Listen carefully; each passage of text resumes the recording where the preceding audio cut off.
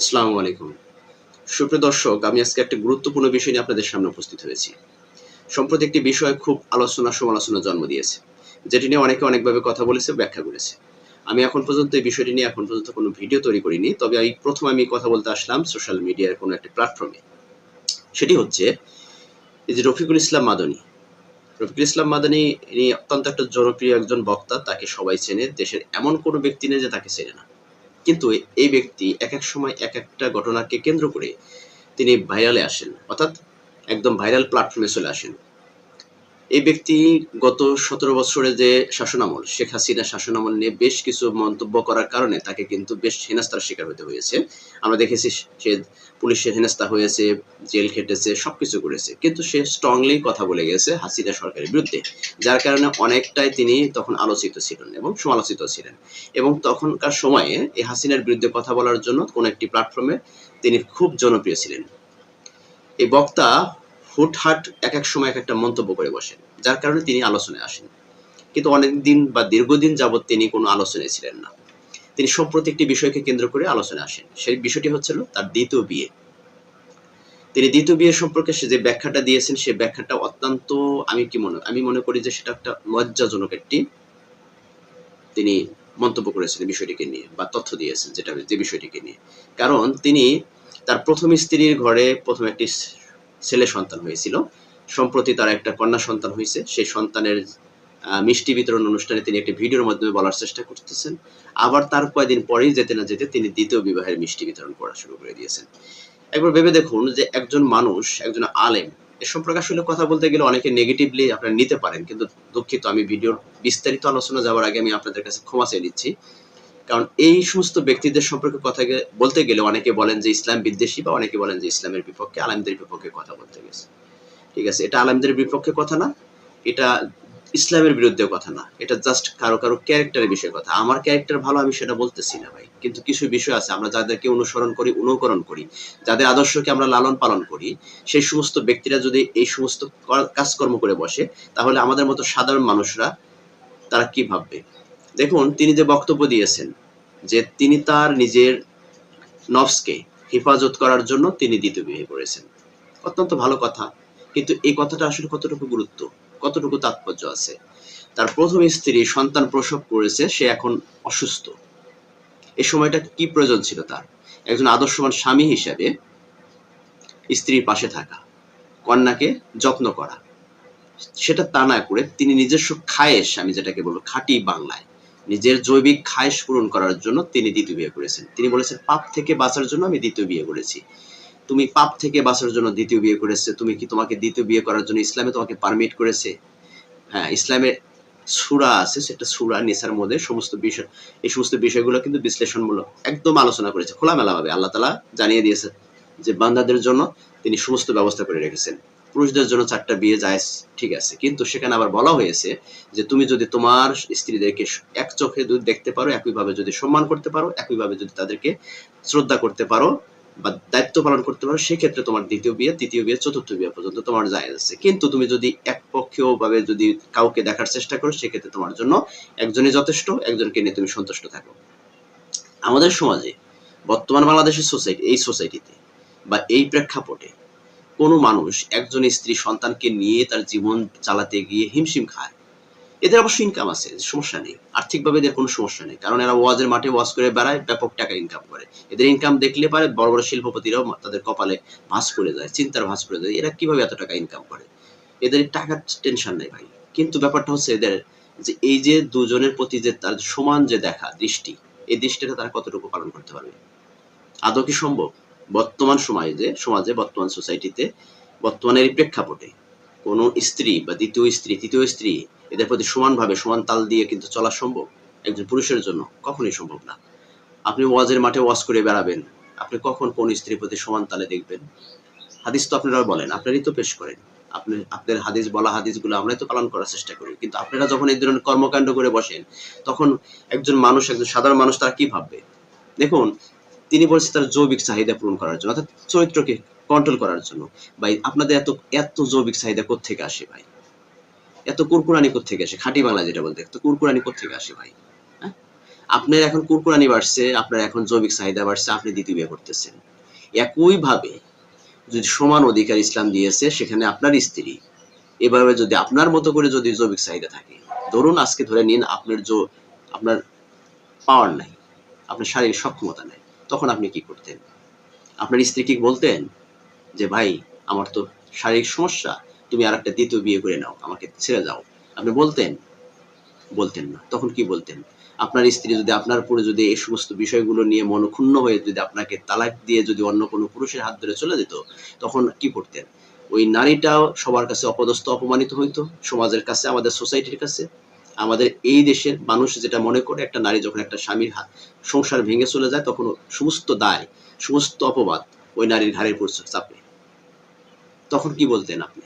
যে আপনার মতো একজন ভালো স্বামী রেখে আপনার স্ত্রী অন্য জায়গায় চলে গেছে, এটি তো বলতেন, এটি বলার চেষ্টা করতেন। কিন্তু সমান তো অধিকার, ইসলাম তো আপনাকে সমান অধিকার দিয়েছে, সেক্ষেত্রে আপনি কি করতেন? আপনার সক্ষমতা না থাকলে তখন তো আপনি দায়ভার চাপাতেন আপনার স্ত্রীর উপরে, এটাই তো বলার ছিল নাকি? কিন্তু আজকে যখন আপনার অসুস্থ স্ত্রীকে রেখে আপনি যখন দ্বিতীয় জায়গায় গিয়েছেন, তখন আপনি হাদিস বলছেন, কোরআনের আয়াত দিয়ে ব্যাখ্যা করার চেষ্টা করতেছেন, কিন্তু এই কোরআনের আয়াত বা হাদিসটা কতটুকু আসলে আপনার জন্য, আমার জন্য, সবার জন্য প্রযোজ্য? যদি সমানভাবে যদি আপনারা যদি সেটাকে কন্ট্রোল করতে না পারেন, তাহলে আমাদের জন্য প্রযোজ্য না। আর যদি আপনি সমানভাবে দেখেন, তাহলে সেটা প্রযোজ্য। কিন্তু সমানভাবে দেখার মতো মন মানসিকতা আপনার আমার কারোই নাই বর্তমান সমাজে, বর্তমান সোসাইটিতে, বাংলাদেশের প্রেক্ষাপটে। সেক্ষেত্রে আপনি কি করবেন?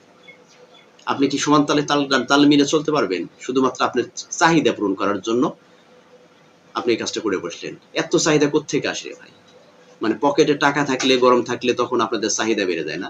যদি টাকা না থাকতো, যদি অন্যান্য ওই যে যারা, যে সমস্ত হুজুরেরা, আলেমরা শুধুমাত্র একটা মসজিদে ইমামতির মধ্য দিয়ে তাদের সংসার পরিচালনা করে, তারা মাত্র বোঝে যে আসলে সংসার পরিচালনা করাটা কতটা কঠিন এবং কতটা কষ্টের।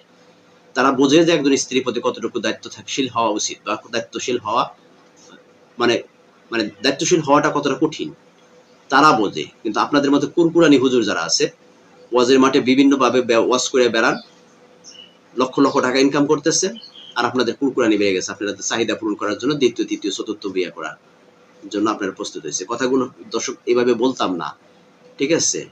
কারণ এরা হচ্ছে আমাদের আদর্শ। এরা যদি আমাদেরকে এই ভুলভাল মেসেজ দেয়, এই মেসেজটা তো আমাদের ভিতরে ইফেক্ট করবে, আমাদের সমাজে, আমাদের সোসাইটিতে, আমাদের প্রত্যেকটা ব্যক্তি জীবনে। আর সেগুলো অবশ্যই কোনো ভালো কোনো লক্ষণ না, ভালো কোনো উদ্দেশ্য না। এটা, এই সমস্ত কার্যক্রম ভালো কোনো উদ্দেশ্য না। এদের দেখেন, খোঁজ নিয়ে দেখেন, এই যে এই সোসাইটিতে অনেক ক্যারেক্টারলেস অনেক ঘটনা ঘটে, যেগুলো আমাদের সামনে আসে না, এবং আসলেও সেগুলো হাদিস কোরআনের আয়াত দিয়ে তারা দেখবেন যে ঢেকে রাখতেছে। ক্যারেক্টার শুধু সাধারণ মানুষের লুজ না, সবগুলো মানুষের ভিতরে কিছু ক্যারেক্টার লুজ আছে, কিন্তু বিষয়গুলো কি কিন্তু কেউ বলার সাহস পায় না বা বলতে চায় না। তাদেরকে নিয়ে ব্যাখ্যা করতে গেলে, তাদেরকে নিয়ে মন্তব্য করতে গেলে তারা বলে, সবাই বলার চেষ্টা করে যে ইসলাম বিদ্বেষী বা আলেম বিদ্বেষী লোক। আসলে আলেম বিদ্বেষী লোক না হওয়ার কিছু নেই এখানে, এখানে আলেম বিদ্বেষী হওয়ার কিচ্ছু নেই। ধর্ম আপনি যেভাবে পালন করবেন, আমিও সেভাবে পালন করবো, সবাই পালন করবো, কিন্তু সেই ধর্ম শিক্ষাটা কাদের কাছ থেকে শিখি? আমরা এই সমস্ত আলেম সমাজের কাছ থেকে শিখি। আর তারা যদি এই সমস্ত কর্মকাণ্ড করে বসে, আমার মনে হয় না যে এদের কাছ থেকে শিক্ষার কিছু আছে। এরা ওয়াজের মাঠে যেভাবে ওয়াজ করে বেড়ায়, যে সমস্ত কথাবার্তা বলে বেড়ায়, ব্যক্তি জীবনে গিয়ে দেখেন, তাদের পারিবারিক জীবন গিয়ে দেখেন, বিশৃঙ্খলায় ভরা। এটা, এটার কিছুটা প্রমাণ আপনারা পাইছিলেন যে বরিশালের যে আলেম, একজন বিখ্যাত একজন দায়ী যিনি, তাকে বলা হয়, এবং যিনি ওয়াজের মাঠে তার অত্যন্ত জনপ্রিয়তা আছে, তাদের কিছুদিন আগে তাদের একটা ফোন ভাইরাল হয়েছিল, ভাই ভাই কথোপকথনের মধ্যে। তার সেই সমস্ত কথোপকথন শুনলে, একটা মানে নিকৃষ্ট মানের একটা কথাগুলো শুনলে আপনাদের মনের দিকটা দেখবে যে এই সমস্ত আলেমদের প্রতি, যে তারা মাকে নিয়ে উদ্দেশ্য করে কত বাজে ধরনের কথা মন্তব্য করতে পারে এই সমস্ত ব্যক্তিরা। ঠিক আছে, উপরে লেবাস এক ধরনের, ভিতরে তাদের লেবাসটা অন্যরকম। ওয়াজের মাঠে ভাই ভালো আলেম, জ্ঞানী আলেম, দিনদার মোমেন, বান্দা মোমেন আলেম সমাজ, তারা কখনোই ওয়াজের মাঠে আসবে না, তারা কখনোই দেখবেন যে ভাইরাল হওয়ার চিন্তা করবে না, তারা কখনোই এই সমস্ত বক্তব্য দিতে আসবে না, রাজনীতির সাথে তারা সম্পৃক্ত হবে না। তারা সবসময় অন্তরালে থাকার চেষ্টা করে, আল্লাহর খিদমত, আল্লাহকে রাজি খুশি করার চেষ্টা থাকে তারা। তাদের কাছ থেকে জ্ঞান অর্জন করা খুব কঠিন, কারণ তাদেরকে খুঁজে পাওয়া যায় না, তাদেরকে পাওয়াই যায় না। কিন্তু এই যে সমস্ত বর্তমানে ভাইরাল, এই যে সোশ্যাল মিডিয়ার মাধ্যমে যে সমস্ত ভাইরাল হুজুর আসছে, এই সমস্ত হুজুরদের ব্যক্তি জীবন, পারিবারিক জীবন যদি গবেষণা করতে যান, একটু খোঁজ খবর নিতে যান, দেখবেন যে আপনাদের চাইতে অনেক নিকৃষ্ট মানের। বুঝছেন? তো কথাগুলো বলতাম না, এই কয়েকদিন যাবত দেখতে পাচ্ছি যে সোশ্যাল মিডিয়াটা এই বিষয়গুলো নিয়ে একদম তোলপাড়। খুব সমালোচনা হইতেছে, এটার পক্ষে কথা বলতেছে অনেকে, আবার বিপক্ষে কথা বলতেছে। এটা পক্ষে কথা বলার কিচ্ছু নাই ভাই। আপনাকে ইসলাম অধিকার দিচ্ছে, ইসলাম আপনাকে পারমিশন দিচ্ছে, কিন্তু ইসলাম সব জায়গায় আবার পারমিশন দেওয়ার পরে আবার আল্লাহ বলছে, এই আয়াতের বিপরীতে আবার একটা আয়াত বলছে, তুমি যদি সমান অধিকার দিতে পারো তাহলে সেই ক্ষেত্রে তুমি করতে পারো, আদারওয়াইজ তুমি একটাকে নিয়ে সন্তুষ্ট থাকো। বিষয়টা এরকম। আমাদের সোসাইটিতে এরকম হয় না। ওনার কুরকুরানি জাগছে থেকে, ওনার ব্যাপক টাকা আছে, এই জন্য ওনার কুরকানি, ওনার মতো মানুষের কুরকানি থেমে যেত। যদি একটা মসজিদে, ছোট্ট একটা মসজিদের ইমামতি করতো, তাহলে একটারে নিয়ে জীবন যাপন করতে গেলে হিমশিম খাওয়া যেত। বিষয়টা হলো এরকম, ঠিক আছে? ওনার কুরকানি হচ্ছে বলে এখানে উনি চাহিদা পূরণ করতেছে, উনি মনে করতেছে যে আমার কি নফস ঠিক রাখবে। তোমার নফস তো তখনই গেছে রে ভাই, যখন প্রথম স্ত্রীর প্রতি তোমার ভালোবাসা কমে গেছে। তোমার নফস তখনই নষ্ট হয়ে গেছে, যখন প্রথম স্ত্রীর প্রতি তোমার দায়িত্ববোধ কমে গেছে গা।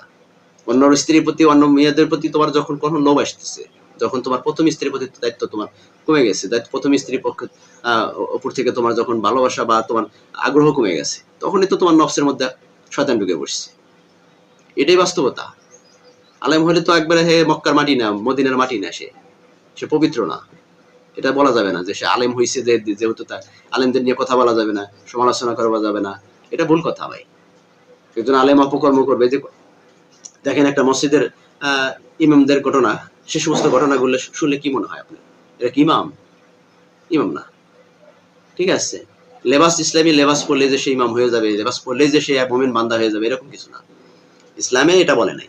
আপনি মুমিন হওয়ার জন্য আপনার শুধু লেবাস হলেই হয় না, লেবাস ধরে অনেকে অনেক অপকর্ম করে থাকে। তো আমি আসলে এগুলো নিয়ে কথা বলতাম না, কিন্তু বিষয়টা হচ্ছে যে বেশ কিছুদিন ধরে দেখতে পাচ্ছি যে সোশ্যাল মিডিয়ায় একে নিয়ে বিভিন্ন রকমের তর্ক বিতর্কে জড়াচ্ছে, কেউ পক্ষে কথা বলছে, কেউ বিপক্ষে কথা বলছে। আমি এর পক্ষেও না, আমি বিপক্ষে না, তবে এটার আমি তীব্র নিন্দা জানাই। আমি সমস্ত বিষয়গুলোকে, ঠিক আছে, আমি তীব্র নিন্দা জানাই, কারণ আমি এগুলোর পক্ষে না।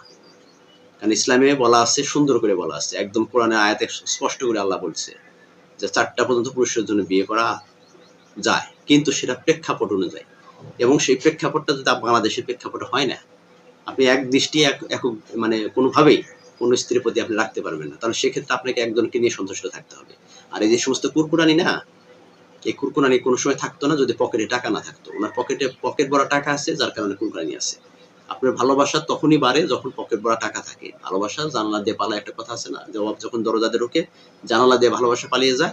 তো এইরকমই, পকেটে টাকা না থাকলে প্রথম স্ত্রীর প্রতি ভালোবাসা থাকে না, আর পকেট ভরা টাকা থাকলে তখন মনে করে যে তার কাছে 2-100 দিলেও তার আগ্রহ পূরণ শেষ হবে না, ঠিক আছে? এরকম।